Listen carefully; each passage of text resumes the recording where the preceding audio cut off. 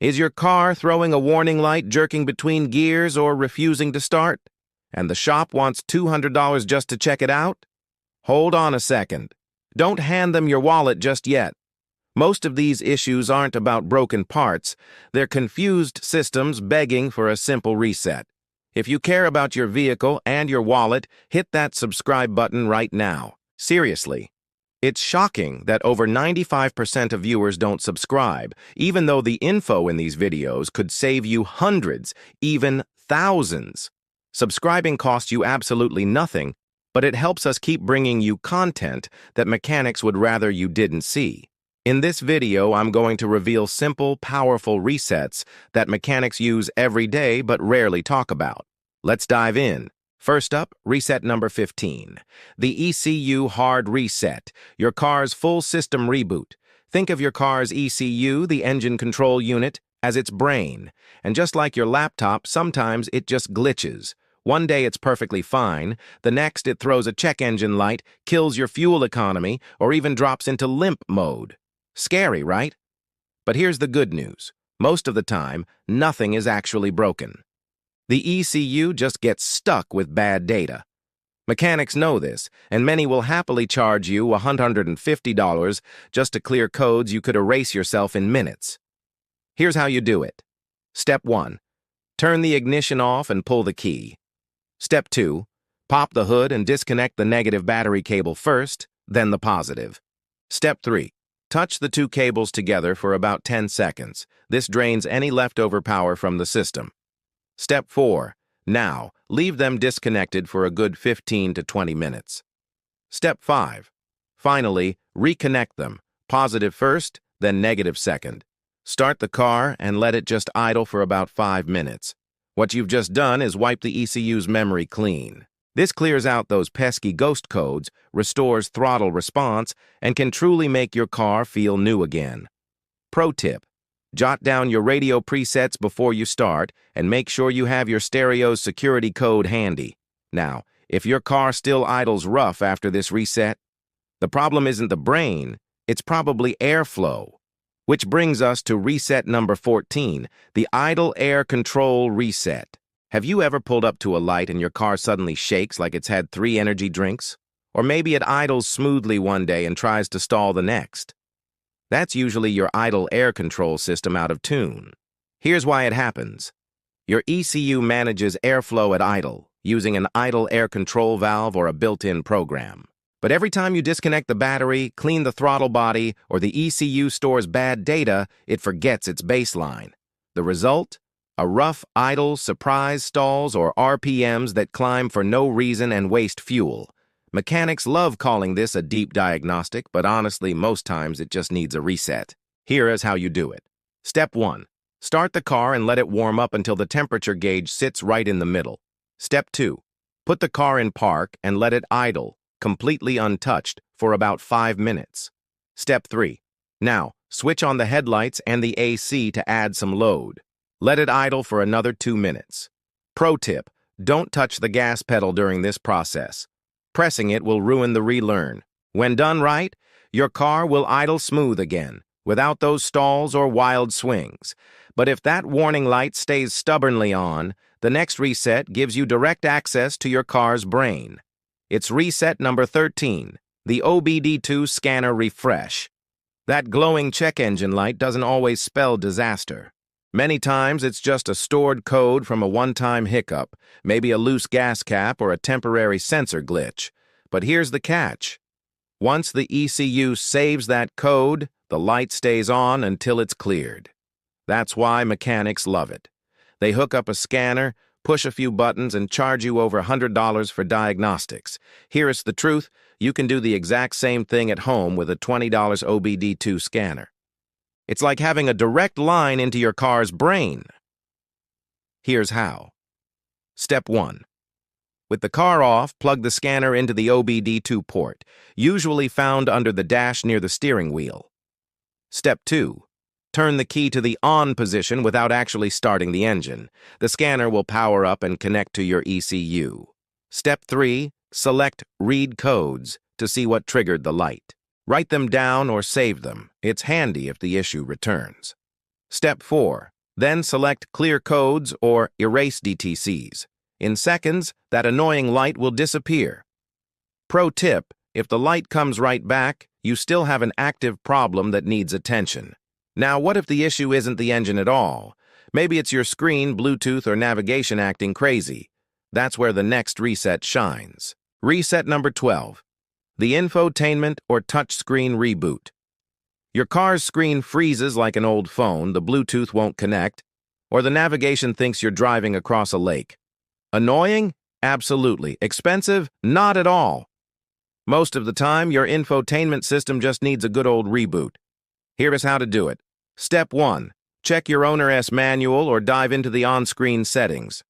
Look for options like Factory Reset, Restore Defaults, or System Reboot. Don't worry, you're not wiping the car clean, just refreshing the software. Step 2. Select the reset option and follow the prompts. The screen will shut down, restart, and reload fresh. Step 3. On some cars, there's even a hidden reset button, often a small pinhole near the volume knob or under the dash. Hold it down for 10 to 15 seconds until the screen powers off and reboots. Pro tip: always do this while parked. Scrolling through menus at highway speed is a really bad idea. This simple trick clears frozen screens, Bluetooth headaches, and glitchy audio without an expensive dealer visit. It's free, it's fast, and it feels great, like restarting your Wi-Fi router, but for your car. Sometimes the issue isn't on your screen, it's under your right foot. That's where the next reset can bring your engine back to life. Reset number 11, the throttle position sensor reset. Does your car hesitate when you hit the gas or idle like it's had too much coffee? That's often not a bad part, but your throttle system getting out of sync. Modern cars don't use old-school cables. Your pedal talks to the throttle body electronically. Over time, they can lose calibration, leading to jerky starts, poor mileage, or even stalling. The fix is simple. Step 1, turn the key to the on position, don't start the engine. Step 2, smoothly press the gas pedal all the way to the floor. Hold it for about 5 seconds. Step 3, release the pedal slowly. Step 4, repeat this full cycle 2 more times. Step 5, turn the key off. Wait 10 seconds. Step 6, start the car and let it idle untouched for about 3 minutes. What you've done is retaught the computer your pedal's full range. Pro tip: smooth and steady wins here. Don't rush the pedal. Moving on to reset number 10, the transmission shift reset. Ever notice your car holding on to gears too long, jerking between shifts, or just generally feeling confused? It's not always a failing transmission. Often, it's the transmission control module hanging on to old driving data. If you've changed fluid, bought the car used, or your shifts feel rough, those old habits can actually work against you. A reset clears its memory so it can relearn from scratch. Here's how: turn the key to on, engine off, foot off brake. Press the accelerator pedal all the way down and hold for 15 to 25 seconds. While holding the pedal, turn the key back to off. Don't remove it. Release the pedal.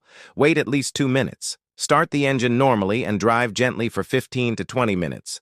The transmission will relearn smoother shift points. Pro tip: don't floor it right after the reset. Drive steady to build clean data. If your engine still feels off, sluggish, or has poor mileage, our next reset can make a huge difference. Reset number 9, the mass airflow sensor. Reset: if your car feels lazy, sips more gas, or stumbles when you hit the pedal, don't blame the engine just yet. The mass airflow sensor, your car's nose, might be sending bad info. Dust, oil, or plain old confusion can throw it off. Most times, a reset brings it back to life. Turn the ignition off. Locate the MF sensor, usually between the air filter box and intake manifold. Disconnect its plug and leave it off for 5 minutes. Reconnect it firmly. Start the engine and let it idle for 5 to 10 minutes with no AC, no radio. Take a smooth test drive, easing into different speeds. Pro tip: if it's really dirty, use MAF cleaner spray before the reset, but never touch the delicate wire inside. Next up, reset number 8, the ABS light reset.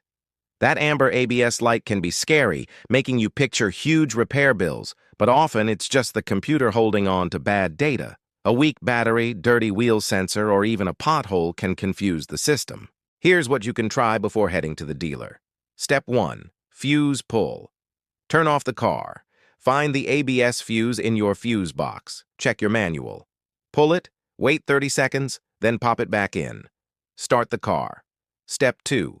Steering wheel relearn.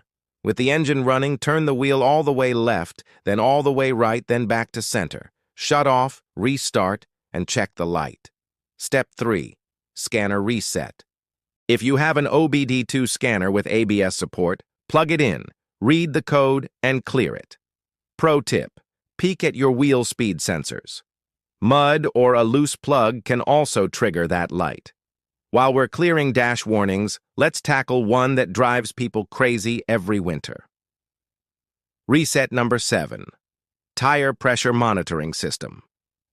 Reset. Few lights are as annoying as the TPMS warning.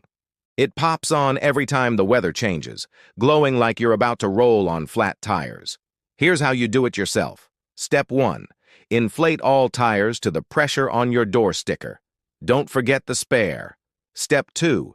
Drive to reset. Some cars recalibrate while moving.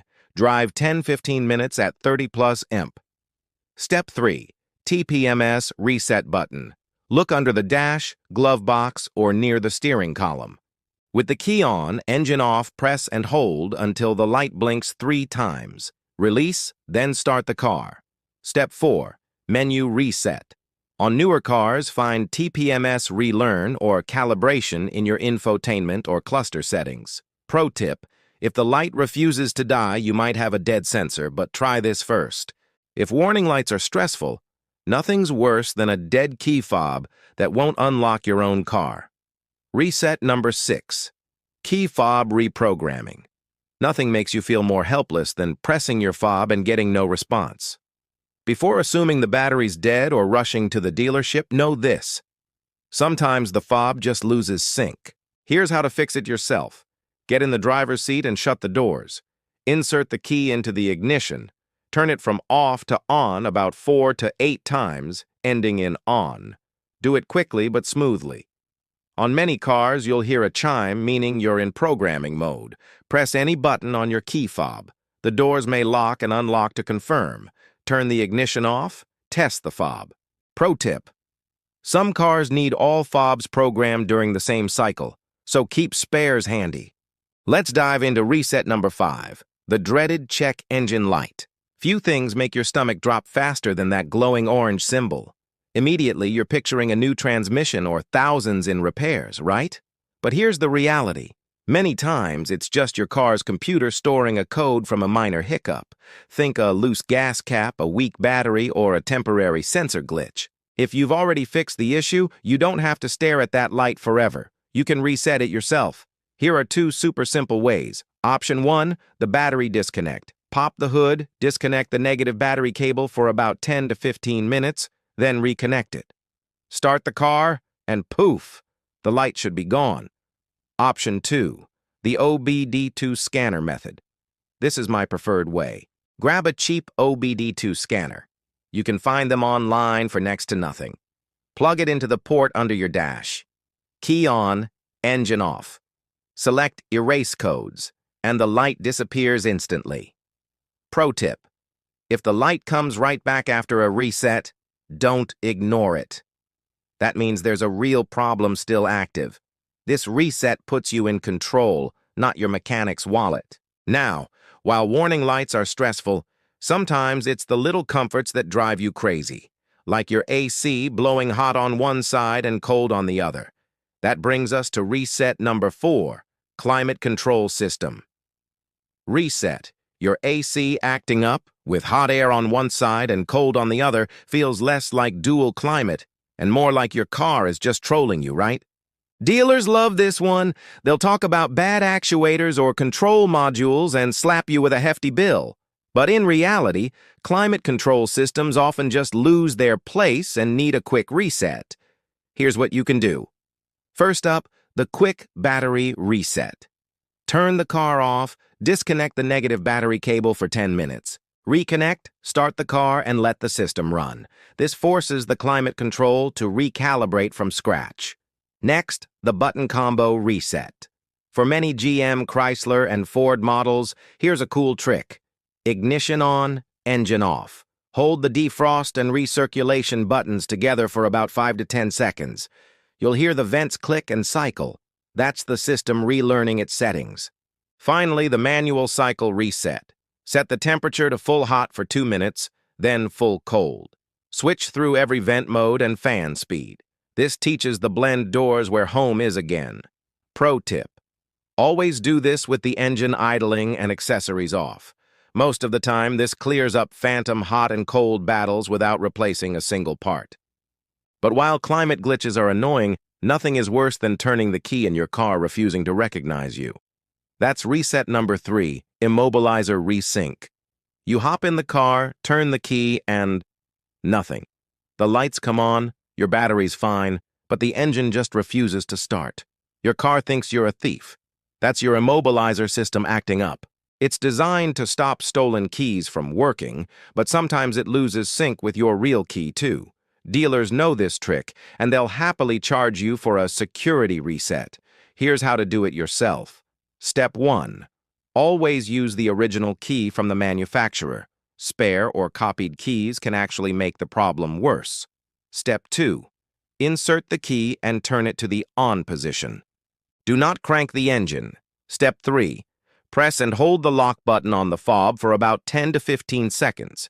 In many cars, this forces the ECU to compare the chip in your key with the one in its memory. Step 4. Turn the key off, wait 30 seconds, then try to start the car normally. Some models may need this sequence repeated 2 or 3 times. If the immobilizer light goes out and the car starts, congratulations, you just saved yourself a tow bill. Speaking of safety systems, there's another reset that keeps drivers guessing: the blind spot monitoring system. Let's fix that one next. This is reset number 2. Few systems freak drivers out like blind spot monitoring. That little warning light flashes every time you pass a truck, or worse, when absolutely nothing's even there. You start doubting the car, and the dealer's first answer is always the same: sensor replacement. Price tag? Hundreds. Reality? Most of the time, the system just needs a reset. Here's how you do it. Step 1. Park safely with the ignition on, engine off. Step 2. Locate the blind spot monitoring button. It's usually on the dash or within the driver's menu settings. Step 3. Hold that button for 10 to 15 seconds. In most cars, the indicator will blink or a message will pop up confirming the system reset. Step 4. Turn the ignition off, restart the car, and then drive above 20 miles per hour for a few minutes. The system rechecks both sensors and recalibrates itself while you drive.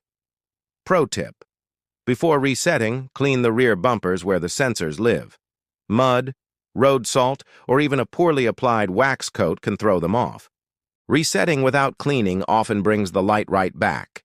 This trick clears ghost warnings and saves you from unnecessary sensor replacement bills. While false blind spot alerts are frustrating, nothing feels worse than a steering wheel that suddenly fights you. And that brings us to reset number 1, power steering reset. Ever start your car and the steering wheel feels like you're wrestling a truck? No leaks, no weird noises, just stiff steering that makes you grip harder than you should? In modern cars, that's usually not a broken pump. It's your electric power steering system glitching out. Dealers love calling it a module issue and slapping you with a $700+ bill. But in most cases, the fix is a simple reset. Here's how to do it. Step 1. Turn the ignition to the on position, engine off. Step 2. Turn the wheel all the way left, then all the way right. Do this 2 times slowly. Step 3. Start the engine and let it idle for 30 seconds. Step 4. Turn the wheel left to right 1 more time, then center it. What you just did was force the EPS system to recalibrate its steering angle sensor and reset the assist levels. This clears stiff spots and restores smooth steering. Pro tip: always do this on level ground. If your steering still feels heavy after a simple reset, which you can do yourself in minutes, then check your battery voltage.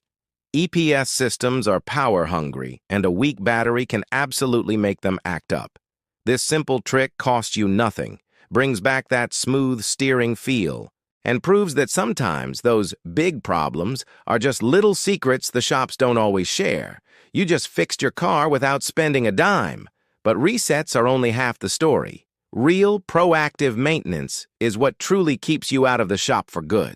So don't miss our very next video, 17 car maintenance tips mechanics do not want you to know. It's packed with even more amazing secrets. Hit that subscribe button and give this video a thumbs up so you don't miss out. Thanks for watching.